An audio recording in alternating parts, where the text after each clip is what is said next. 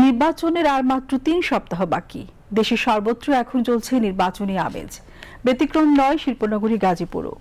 এদিকে ত্রয়োদশ জাতীয় সংসদ নির্বাচনে ভোটের পাশাপাশি এবার যুক্ত হয়েছে গণভোট, যা রাষ্ট্রের ভবিষ্যৎ কাঠামো নির্মাণে জনগণের সরাসরি মতামত তুলে ধরার এক বিরাট সুযোগ, যা হাতছাড়া করতে চাচ্ছেন না ভোটাররা। গাজীপুর থেকে খালিদা হাসানের পাঠানো প্রতিবেদন, জানাচ্ছেন শারমিন মেধা। আসন্ন জাতীয় সংসদ নির্বাচন ঘিরে দেশজুড়ে ভোটারদের মধ্যে লক্ষ্য করা যাচ্ছে আগ্রহ ও উদ্দীপনা। বিশেষ করে গত 3টি জাতীয় সংসদ নির্বাচনে নানা কারণে ভোটাধিকার প্রয়োগ করতে না পারা বহু ভোটারদের মধ্যে এবার অংশগ্রহণের আগ্রহ তুলনামূলক বেশি। আগের যে কয়বার ভোটের অভিজ্ঞতা ছিল বা ভোট দেওয়ার যে একটা উৎসাহ ছিল, তো বিগত 3বার এরকম কোনো উৎসাহতেই হয় নাই, ভোটও দিতে পারি নাই।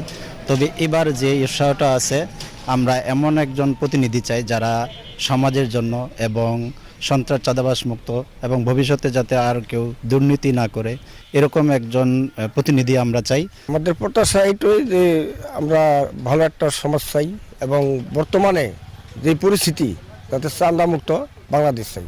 আমার প্রত্যাশা হচ্ছে আগামীতে সন্ত্রাস চাঁদাবাজ মুক্ত সমাজ, এবং যাতে সবাই সমান অধিকার পায় এবং আবার ফেসিবাদ যাতে আবার মাথাচাড়া দিয়ে না উঠতে পারে। ভোটাধিকার নিশ্চিত হবে এমন প্রত্যাশা থেকেই কেন্দ্রগুলোতে যাওয়ার মানসিক প্রস্তুতি নিচ্ছেন সাধারণ মানুষ। ভোটারদের সঙ্গে কথা বলে জানা গেছে, দীর্ঘদিন ধরে তারা একটি অংশগ্রহণমূলক, গ্রহণযোগ্য ও প্রতিযোগিতামূলক নির্বাচনের অপেক্ষায় ছিলেন। গ্যাঞ্জাম সন্তুষ্ট, পুলিশে যাতে গ্যাঞ্জাম না করে। পুলিশ আমরা গেছে এবার ভোট দিতে পারি নাই, পুলিশে আমাকে ভোট দিতে দেয় নাই, আমরা না ভোট দিয়ে চলে আসি। এই যে না হয়, এইবার আগ্রহ খুব ভোট চাই আমরা।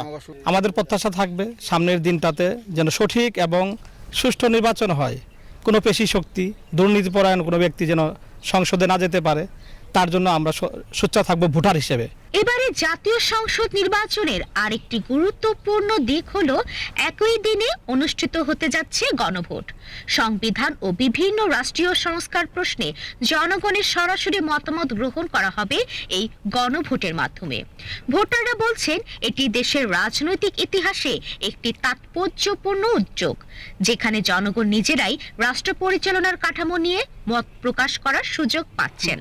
গণভোটে যেহেতু ফ্যাসিস্ট যেন আর ভবিষ্যতে সৃষ্টি না হয়, না আসতে পারে, আমরা গণভোটে হার পক্ষে আমরা ইনশাল্লাহ আমরা চাচ্ছি এই ধরনের স্বৈরাচার আর ভবিষ্যতে যেন বাংলাদেশে আসতে না পারে, এই ধরনের সরকার যাতে না আসতে পারে, আমরা এই জন্য গণভোটে হার পক্ষে সবাই আছি।